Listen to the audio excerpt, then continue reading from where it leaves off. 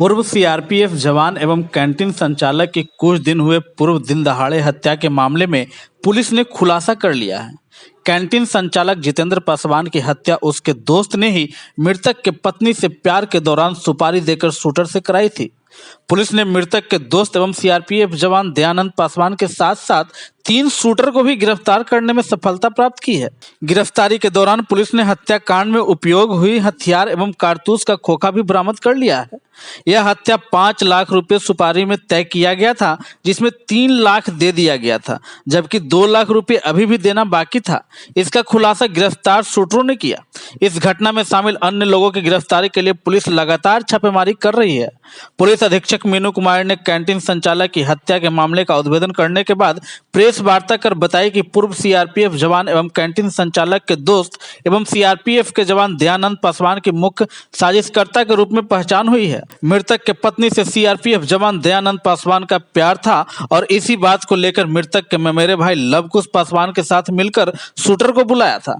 इस दौरान दोनों ने अपना अपना लोभ एक दूसरे को बताया। सीआरपीएफ जवान दयानंद पासवान को लगा कि अगर जितेंद्र पासवान की हत्या करा दी जाती है तो उसकी पत्नी मेरी हो जाएगी, और ममेरे भाई लवकुश पासवान को लगा कि अगर जितेंद्र की हत्या हो जाती है तो कैंटीन मेरा हो जाएगा। इसी को लेकर शूटर को 5 लाख रुपए में हत्या की सुपारी दी गई थी। शूटर के द्वारा जितेंद्र की हत्या के लिए पिछले कई दिनों से रेकी की जा रही थी और मौका पाकर 23 दिसंबर को दिन दहाड़े कैंटीन दुकान पर ही गोली मारकर हत्या कर दी गई थी। एसपी ने बताया कि जिस तरह से इस हत्याकांड का अंजाम दिया गया था, प्रारंभिक दौर में पुलिस के लिए बड़ी चुनौती थी, लेकिन साक्ष्य के आधार पर पूरे मामले की उद्भेदन कर लिया गया है। इस मामले में फरार एक अन्य शूटर को गिरफ्तारी के लिए पुलिस संदेह वाले जगहों पर लगातार छापेमारी कर रही है। पुलिस मृतक जितेंद्र पासवान के पत्नी से भी इसके बारे में पूछताछ कर रही है।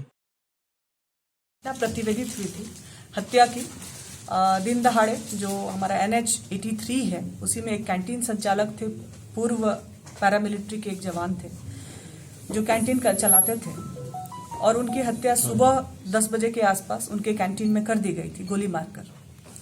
हमारे पास शुरू में कोई क्लू नहीं था, बिल्कुल क्लूलेस थे हम लोग केस में, लेकिन घटनास्थल के सीसीटीवी फुटेज के आधार पे हम लोगों ने अनुसंधान प्रारंभ किया और सीसीटीवी फुटेज में दिखा कि जो शूटर है वो घटनास्थल से उसने 1-2 कॉल किए थे। उसी लीड के आधार पे डंप हम लोगों ने वहां का लिया घटनास्थल का, और डंप एनालिसिस करते हुए हम लोग आगे बढ़े और उसी के फॉलो अप में पता चला कि नालंदा जिला के 2 लोग हैं जिनकी पहचान शूटर्स के रूप में की गई। हम लोगों ने पता किया लोकल थाने से, तो पता चला पूर्व में भी हत्या का उनका आपराधिक इतिहास रहा है, पूर्व में भी जेल जा चुके हैं और उन्हीं लोगों के द्वारा ये हत्या कारित की गई थी। तो दूसरा चैलेंज हम लोग के साथ ये था कि आखिर हत्या कारित की गई, लेकिन ये सुपारी दी किसने और क्यों दी। तो मोटिव की तलाश के लिए हम लोगों ने टेक्निकल इंटेलिजेंस पे ही फोकस किया और साथ में उसको लोकल इंटेलिजेंस से मैच करते हुए हम लोग आगे बढ़े। तो ये प्रकाश में आया कि दयानंद पासवान करके एक व्यक्ति हैं जो कि मृतक के मित्र हुआ करते थे और उनके साथ पारिवारिक संबंध भी था, और उसी क्रम में इनके घर में आना जाना भी रहता था, और इस क्रम में ही उनकी मृतक की पत्नी के साथ इनका संबंध विकसित हुआ था और उसी चीज को लेकर इन्होंने हत्या का प्लानिंग किया। एक जो दूसरा एंगल उभर कर इसमें सामने आया है कि मृतक के एक भाई, ममेरे भाई हैं, जो कि कैंटीन चलाने में उनका सहयोग करते थे, तो उनके द्वारा भी कॉन्स्पिरेसी रची गई इस घटना में, और दोनों ने मिलकर कॉन्स्पिरेसी करी और शूटर्स को 5 लाख रुपए में सुपारी दी गई थी किलिंग की, जिसमें 3 लाख रुपया पे कर दिया गया था और 2 लाख रुपया भी पे किया जाना था। पूरे घटनाक्रम में हम लोगों ने जो दोनों शूटर्स थे, दोनों शूटर्स को अरेस्ट किया है। उसमें से एक है धनंजय नट, पिता बच्चू नट, साकिन बेलसर नूरसराय। दूसरे शूटर हैं संतोष नट, पेसर शिव कुमार नट, साकिन शवनीशाह बख्तियारपुर अथमल गोला, जिन दोनों की पहचान जो है सीसीटीवी फुटेज के आधार पे भी की गई है, और उन दोनों ने इस घटना को, पूरे अपने जुर्म को कबूल भी किया है। उन्होंने जो राशि प्राप्त की है, उन्होंने दयानंद पासवान के थ्रू ही प्राप्त की है, जो 3 लाख की राशि उनको मिली है। कैसे? जी हाँ, दयानंद पासवान ने इस पूरी घटनाक्रम में अपनी संलिप्तता स्वीकार की है और उन्होंने अपने साथ अपने को एक्यूज्ड लवकुश के बारे में भी इसमें बताया है। इनका उद्देश्य था कि संभवतः मृतक की मृत्यु के बाद जो है उनकी पत्नी से ये शादी कर पाएंगे, और लवकुश का उद्देश्य ये था कि कैंटीन उनको मिल जाएगा। तो टोटल अभी हम लोगों ने 4 लोगों को अरेस्ट किया है, बाकी के अनुसंधान अभी हम बरामद क्या क्या होना।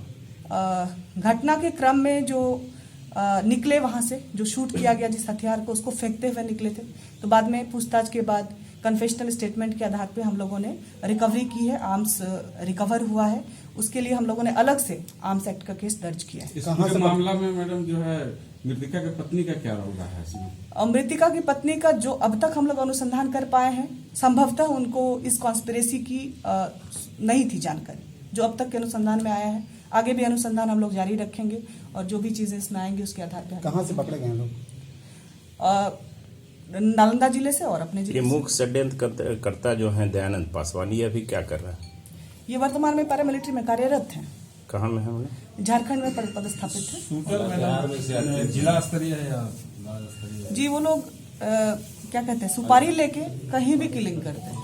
इंटर डिस्ट्रिक्ट कर सकते क्या हैं। पहले भी इस तरह का? पटना जिला में भी क्राइम करते हैं, नालंदा जिला में भी क्राइम करते हैं, हमारे यहाँ भी करते हैं, नवादा से भी लिंक मिला है, तो लखीसराय में भी लिंक मिला है। अभी क्रिमिनल हिस्ट्री हम लोग इकट्ठा कर रहे हैं, वो भी मिलेगा तो हम लोग। सर्विस में साथ में करता था दयानंद? जी दयानंद सर्विस में ही है, सर्विस में है। हत्या के पीछे क्या लगता है मैडम? प्रेम प्रसंग का मामला? प्रेम प्रसंग तो है, ये तो स्टैब्लिश हो चुका है, इसमें तो कोई शक नहीं है। उन्होंने कबूल भी किया है, कन्फेशन भी है। जो दूसरा एंगल है कैंटीन को लेकर कि उसमें किसका स्वामित्व हो जाता, उस बिंदु पर अनुसंधान अभी जारी है। उनकी पत्नी भी ये स्वीकार की है कि प्रेम प्रसंग था। जी हाँ, सीआरपी का जवान है। लाते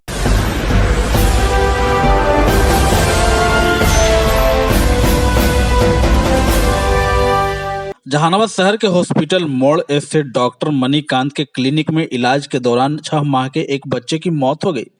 इस घटना से गुस्साए लोगों ने गलत इलाज का आरोप लगाकर क्लिनिक में जमकर हंगामा एवं तोड़फोड़ की। हालांकि बच्चे की मौत के बाद क्लिनिक के संचालक समेत सारे कर्मी फरार हो गए। वहीं इस घटना से आक्रोशित लोगों ने हॉस्पिटल मोड़ के समीप पटना गया सड़क मार्ग NH-83 को जाम कर जमकर बवाल काटा। घटना की सूचना पाकर मौके पर दल बल के साथ नगर थाना भी मौके पर पहुंच गए और जाम को समाप्त करने का अथक प्रयास किया, परंतु नाराज ग्रामीणों ने पुलिस से धक्का मुक्की करने लगे। मृतक कल्पा ओपी क्षेत्र के बाजार टाली गांव के वीरेंद्र कुमार के 6 माह का पुत्र बताया जाता है। मृतक के परिजनों ने बताया कि बच्चे को बुखार था, जो इसे डॉक्टर मणिकांत के यहाँ इलाज के लिए लाए थे, परंतु 10 मिनट के अंतराल पर बच्चे को ऑक्सीजन लगाया गया और उसकी मौत हो गई। मौत की भनक लगते ही डॉक्टर मणिकांत अपने सारे क्लिनिक के स्टाफ के साथ क्लिनिक में ताला लगाकर फरार हो गए। इधर मौत की सूचना मिलते ही परिजन आक्रोशित हो गए और हंगामा कर NH-83 को जाम कर दिया। वहीं इस जाम से NH पर छोटे बड़े वाहनों की लंबी कतार लग गई। इधर मौके पर पहुंची पुलिस ने काफी मशक्कत के बाद लोगों को समझा बुझाकर जाम को समाप्त कराया। मॉर्निंग में मेरा बच्चा सही था, तबीयत खराब था, फीवर था, और यहाँ लाए और ऑक्सीजन लगाए, ठीक है, डॉक्टर मणिकांत के यहाँ, और 10 मिनट में बच्चा डेथ हो गया। और कंपाउंडर साहब ने बोले डॉक्टर साहब को कि बच्चा डेथ हो गया, और डॉक्टर साहब यहाँ से भागी है। क्या लगता है कि डॉक्टर क्या लापरवाही हुई है? हाँ, बहुत लापरवाही है, कहीं सुनाई है, बहुत है, बहुत लचर व्यवस्था भी है जहानाबाद डिस्ट्रिक्ट का। तो उसके बाद आप लोगों ने क्या किया? हम ही रोड जाम किए हैं, तो यहाँ के जो प्रशासन जी है लेडीज के साथ में हाथापाई किया है, गाली दे रहा है। तो क्या मांग है आप लोग? हम लोग का मांग है कि DM साहब आए, SP साहब आए, और जो भी कार्रवाई है नियम अनुसार, उसके ऊपर नियम अनुसार कार्रवाई किया जाए। डॉक्टर लोग तो भाग गया है। हाँ, भाग गया। जो भी धारा लगना है उसके ऊपर धारा लगना चाहिए। ऐसा डॉक्टर जहानाबाद डिस्ट्रिक्ट में नहीं चाहिए। अच्छी बताइए, कहाँ घर हुआ, कहाँ के रहने वाले हैं? हम बाजार टाली के हैं। क्या कितने साल का बच्चा था? कितने साल का बच्चा था? 6 महीना का बच्चा है। क्या हुआ था उसको? फीवर हुआ था, फीवर हुआ, इसके बाद लाया, 10 मिनट में ऑक्सीजन लगाया, 10 मिनट में बच्चा डेथ हो गया। क्या नाम हुआ आपका? मेरा नाम शिवशंकर कुमार हुआ। आप ही का लड़का था वो? नहीं, मेरा भतीजा है। 6 माह का बच्चा इलाज के लिए आया था डॉक्टर मणिकांत के। इलाज के क्रम में मृत्यु हो गई उस बच्चे की, और उसी के विरोध में ये लोग क्लिनिक में तोड़फोड़ किया है, रोड जाम किया। अभी क्या स्थिति है सर? किसी तरह यातायात तो अभी सामान्य करने का हम प्रयास कर रहे हैं, और इनको जो लिख के देना होगा उस लिखित आवेदन के आधार पर जो भी कार्रवाई होगी पुलिस की जाएगी। पुलिस के साथ हाथापाई भी हुई है? हाँ, सूचना तो मिली है कि क्लिनिक में तोड़फोड़ की है। पुलिस के साथ हाथापाई भी हुई सर? हाँ था भाई, क्या कुछ अपना महिलाएं थी, अपना कर रही थी पुलिस। हाँ था भाई, क्या होगा।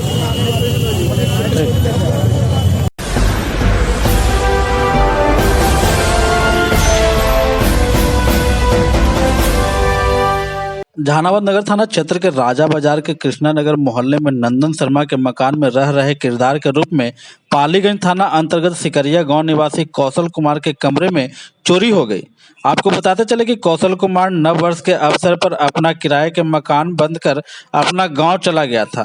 आज अहले सुबह मकान मालिक के द्वारा फोन करके बताया गया कि आपके कमरे का ताला टूटा हुआ है और सारा सामान बिखरा पड़ा है। जब कौशल कुमार अपने किराए के मकान देखने जहानाबाद आए तो देखे कि सभी कमरा का ताला टूटा हुआ है और सारा सामान बिखरा पड़ा है। जांचोपरांत उन्होंने बताया कि एक घर में रखे हुए तकरीबन 1 लाख नकदी की चोरी हुई, बाकी सब सामान करीब करीब सुरक्षित है। चोरी की सूचना कौशल कुमार के द्वारा फिलहाल नगर थाने के पुलिस को दी गई है। पुलिस पूरे मामले की जांच में जुटी है। हाँ बताइए क्या हुआ।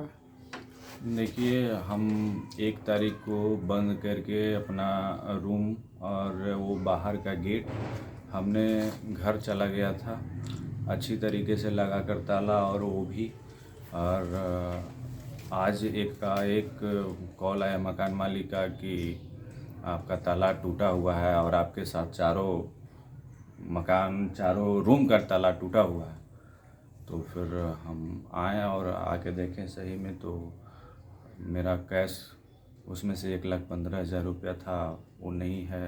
ATM कार्ड SBI का था, वो नहीं है। बाकी सब सामान ठीक ठाक है। और बाकी तीनों रूम का कोई क्षति नहीं है। उन लोगों का पैसा भी है सही सलामत। उन लोग अपना रूम का निरीक्षण कर लिए हैं। क्या नाम है आपका? मेरा नाम कौशल कुमार है।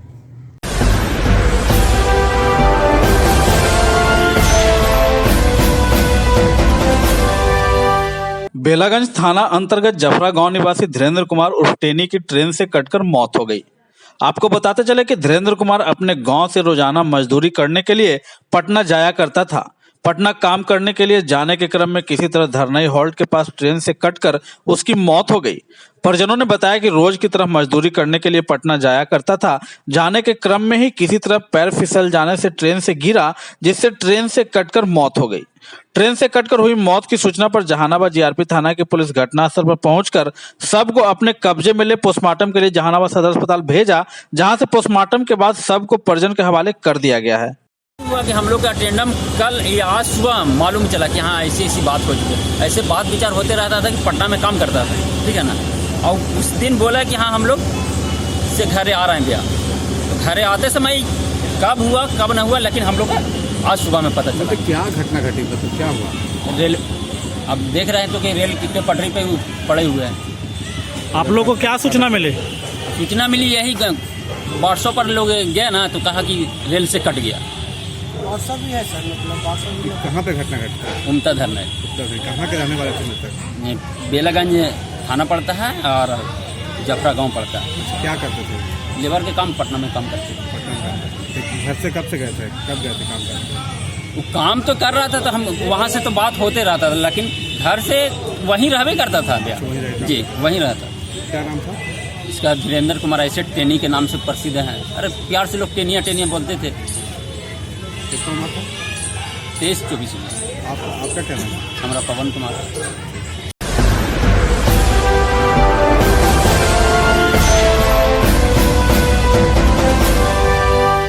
जहानाबाद जिलाधिकारी नवीन कुमार आज युवा कार्यक्रम एवं खेल मंत्रालय, भारत सरकार, नेहरू युवा केंद्र जहानाबाद के तत्वाधान में आत्मा किसान भवन जहानाबाद में नेशनल वाटर मिशन जल शक्ति मंत्रालय के द्वारा प्रायोजित कैच द रेन कार्यक्रम का शुभारंभ दीप प्रज्वलित कर किया।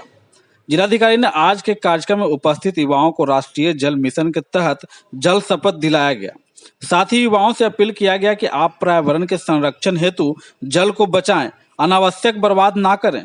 हमारे राज्य में अभी सरकार के जल जीवन हरियाली अभियान चलाया जा रहा है, जिसका मुख्य उद्देश्य है कि हमारे आने वाले भविष्य का जीवन सुरक्षित रहे, जिसके लिए हमें जल की बर्बादी को रोकना होगा। जिले के घर घर में स्वच्छता का निर्माण किया जा रहा है। आप भी अपने घरों एवं आसपास के घरों में स्वच्छता का निर्माण कराएं तथा सभी को जल संरक्षण हेतु जागरूक करें। कैच द रेन कार्यक्रम का हम लोगों ने शुभारंभ किया है और यह कार्यक्रम तो इस जिले में बहुत पहले से चल रहा है जल शक्ति अभियान के माध्यम से। और हम लोग कैच द रेन के साथ साथ own water for own use, ये भी हम लोग यहाँ अभियान पहले से चला रहे हैं, जिसमें हम लोग ये कहते हैं कि जो हमारे ग्राउंड वाटर में जो पानी हम निकाल के यूज करते हैं नल के माध्यम से या चापाकल के माध्यम से, वह पुनः सोख्ता बना के हम उसको ग्राउंड वाटर में ही अपने पानी को अपने पास ले जाएं। और कैच द रेन की हम लोग ने आज पुनः शुरुआत कर दी है और युवाओं को हमने एक होमवर्क दिया है कि सभी लोग अपने पड़ोसियों को अपने आसपास के अन्य जगहों पे अपने टोलों मोहल्लों में इसका पूरा जागरूकता अभियान चला के इसको संपादित करें। सर पिछली नहीं, सोख्ता जहाँ भी बना है, जहाँ भी हम लोगों ने बनवाया था शॉकपिट, वहाँ पे चालू है। जैसे यहाँ कस्तूरबा विद्यालय में बनवाया था या अन्य जगहों पे बनवाया था, वो चालू है। हो सकता है कि अभी चूँकि पानी नहीं पड़ रहा है इसलिए उसमें कचरा आ गया हो, लेकिन जैसे ही बरसात आएगा वो पुनः फंक्शनल हो जाएगा।